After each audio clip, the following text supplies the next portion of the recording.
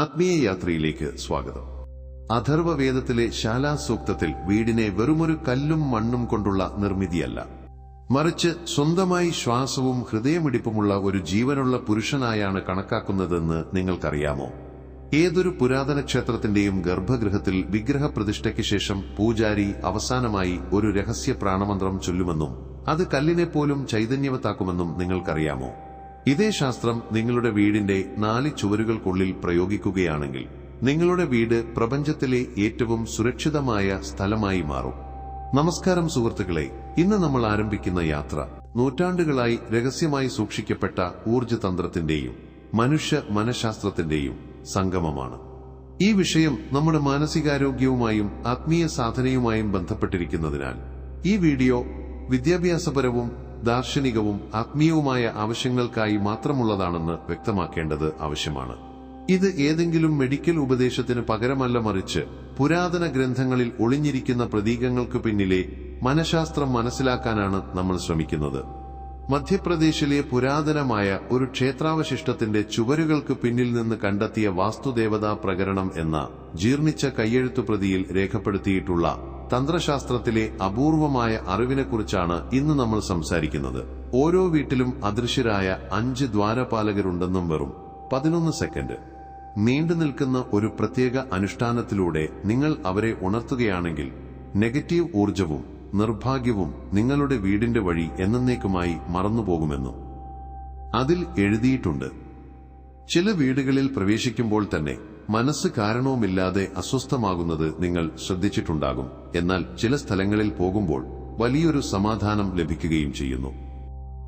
ആധുനിക മനഃശാസ്ത്രം ഇതിനെ എൻവയോൺമെന്റൽ സൈക്കോളജി എന്ന് വിളിക്കുന്നു. എന്നാൽ ഇത് ചുവരുകളുടെയല്ല, മറിച്ച് തരംഗങ്ങളുടെ കളിയാണെന്ന് നമ്മുടെ ഋഷിമാർ ആയിരക്കണക്കിന് വർഷങ്ങൾക്ക് മുമ്പ് തന്നെ മനസ്സിലാക്കിയിരുന്നു. ആ പുരാതന ഗ്രന്ഥവും ആധുനിക ക്വാണ്ടം ഫിസിക്സും അനുസരിച്ചോരോ ശൂന്യമായ സ്ഥലത്തും ഊർജത്തിന്റെ കണികകളുണ്ട്. നമ്മൾ വീട്ടിൽ വഴക്കിടുകയോ കള്ളം പറയുകയോ ഭയപ്പെടുകയോ ചെയ്യുമ്പോൾ ഈ കണികകൾ ഒരു മെമ്മറി ഉണ്ടാക്കുന്നു. ഇതിനെ വാസ്തുപ്രേതം അല്ലെങ്കിൽ നെഗറ്റീവ് എനർജി ഇംപ്രിന്റ് എന്ന് വിളിക്കുന്നു.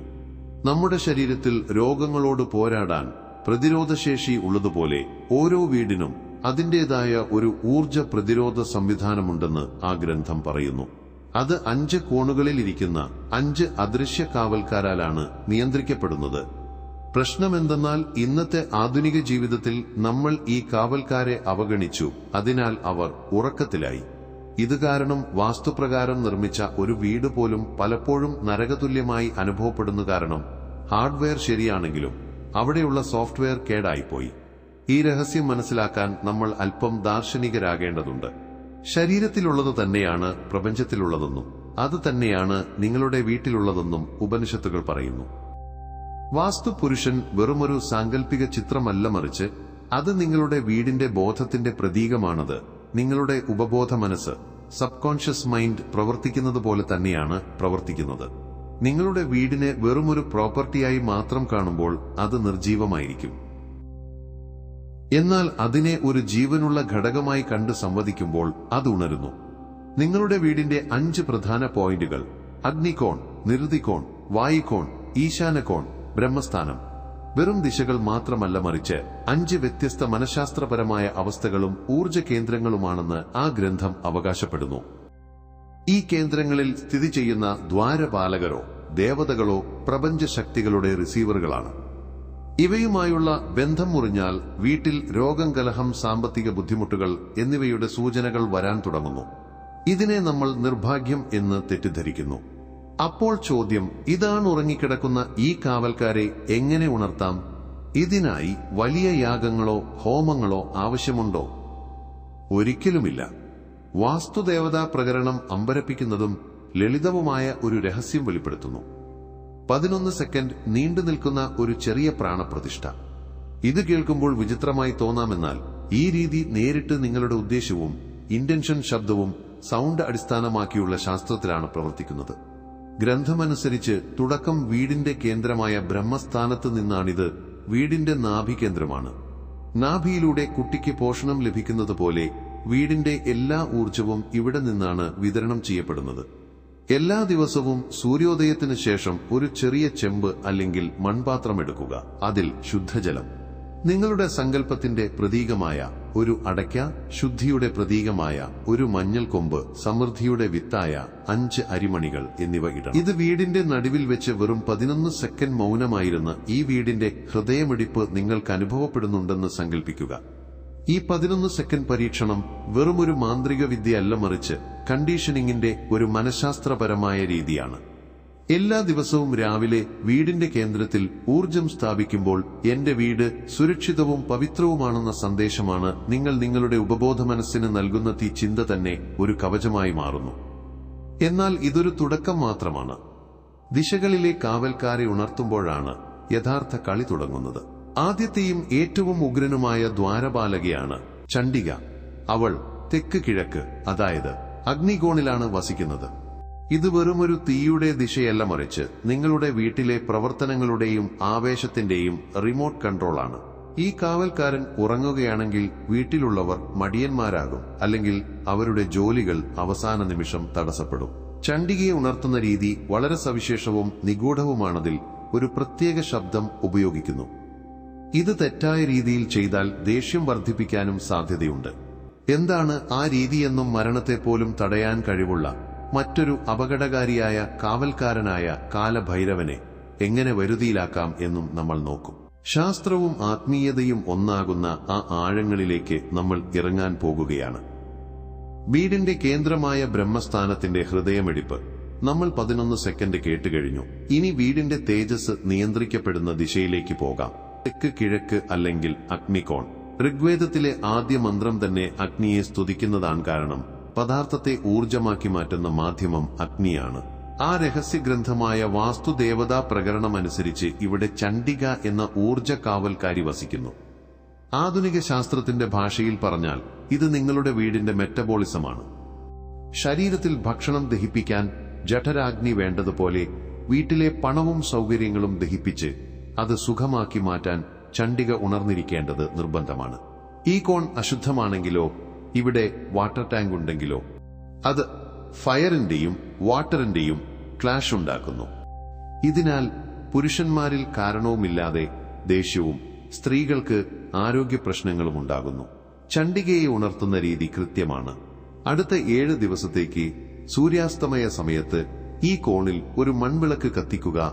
ആ ജ്വാലയിലേക്ക് നോക്കി പൂർണ്ണ ആത്മവിശ്വാസത്തോടെ പറയുക, ഹേ ചണ്ഡികേ ത്വം അസീമ ഗൃഹസ്യ തേജഃ. അതായത്, ഹേ ചണ്ഡികാനിയാണ് എന്റെ വീടിന്റെ തേജസ്. ഈ ശബ്ദ തരംഗങ്ങൾ ആ കോണിലെ ഉറങ്ങിക്കിടക്കുന്ന ഊർജത്തെ ഉണർത്തുന്നു. എന്നാൽ ശ്രദ്ധിക്കുക, അഗ്നി ഒരു ഇരുതലവാളാണ്. അതിനെ ബഹുമാനിച്ചില്ലെങ്കിൽ അത് പൊള്ളിച്ചേക്കാം. നമ്മൾ എന്തിലാണോ ശ്രദ്ധ കേന്ദ്രീകരിക്കുന്നത് അത് വളരാൻ തുടങ്ങുമെന്ന് മനഃശാസ്ത്രം പറയുന്നു. അഗ്നികോണിൽ വിളക്ക് കത്തിച്ച് ആ കാവൽക്കാരിയെ വണങ്ങുമ്പോൾ എന്റെ മോഹങ്ങളെയും ദേഷ്യത്തെയും നിയന്ത്രിക്കാൻ എനിക്ക് കഴിയുമെന്ന നിർദ്ദേശമാണ് നിങ്ങൾ ഉപബോധ മനസ്സിന് നൽകുന്നത്. തന്ത്രശാസ്ത്രം പറയുന്നത് ഈ കോണിൽ പൊട്ടിയ ഇലക്ട്രോണിക് സാധനങ്ങളോ തുരുമ്പിച്ച ഇരുമ്പോ ഉണ്ടാകുമ്പോൾ ചണ്ഡിക അസ്വസ്ഥയാകുന്നു എന്നാണ്. കാരണം ഇവ ഊർജപ്രവാഹത്തിൽ ഷോർട്ട് സർക്യൂട്ട് പോലെ പ്രവർത്തിക്കുന്നു. പണം വരുന്നുണ്ടെങ്കിലും കയ്യിൽ നിൽക്കുന്നില്ലെന്ന് പലരും പരാതിപ്പെടാറുണ്ടതിന്റെ കാരണം പലപ്പോഴും ഉറങ്ങിക്കിടക്കുന്ന ഈ കാവൽക്കാരിയാണ്. നിങ്ങൾ ഇവിടെ നിന്ന് മാലിന്യങ്ങൾ മാറ്റി വിളക്ക് കത്തിക്കുമ്പോൾ അത് വെറുമൊരു ചടങ്ങല്ല, മറിച്ച് ക്വാണ്ടം തലത്തിൽ നിങ്ങളുടെ വീടിന്റെ ഫ്രീക്വൻസിയെ അഭാവത്തിൽ നിന്ന് പ്രഭാവത്തിലേക്ക് മാറ്റുകയാണ്.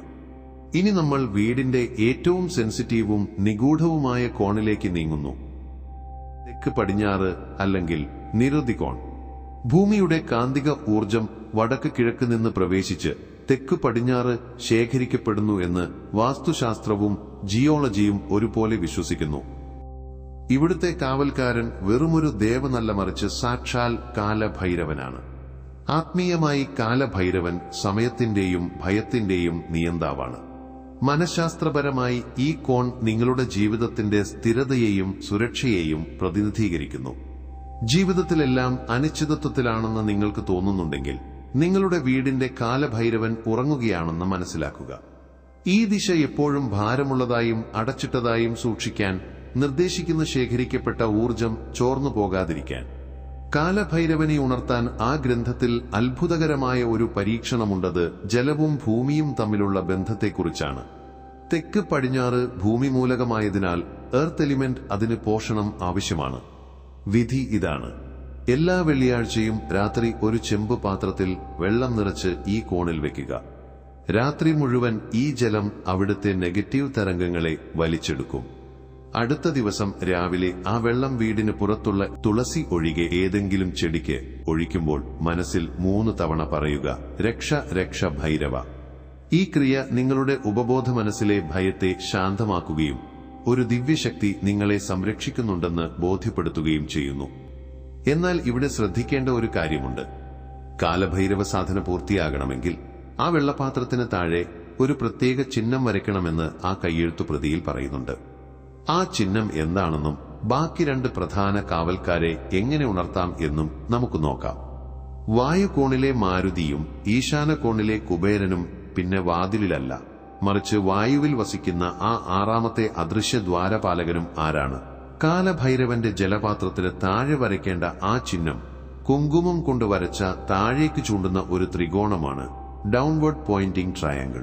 ഇത് വീടിന്റെ എല്ലാ അസ്ഥിരതയെയും വലിച്ചെടുക്കാൻ ജലത്തിന് നിർദ്ദേശം നൽകുന്നു. ഇനി വായുവിന്റെ ദിശയായ വടക്ക് പടിഞ്ഞാറ്, അതായത് വായുകോണിലേക്ക് പോകാം. മനഃശാസ്ത്രപരമായി ഈ ദിശ നിങ്ങളുടെ സാമൂഹിക ബന്ധങ്ങളെയും മാനസിക സമാധാനത്തെയും നിയന്ത്രിക്കുന്നു. മാരുതിയെ ഉണർത്താൻ സുഗന്ധവും വായുസഞ്ചാരവും ആവശ്യമാണ്. വൈകുന്നേരം ഈ കോണിൽ ഒരു ചന്ദനത്തിരി കത്തിക്കുകയും ജനൽ അല്പനേരം തുറന്നിടുകയും ചെയ്യുക.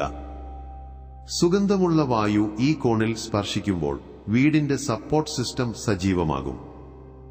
അടുത്തത് വാസ്തു പുരുഷന്റെ മസ്തിഷ്കമായ വടക്ക് കിഴക്ക് ഈശാനകോണാണ്.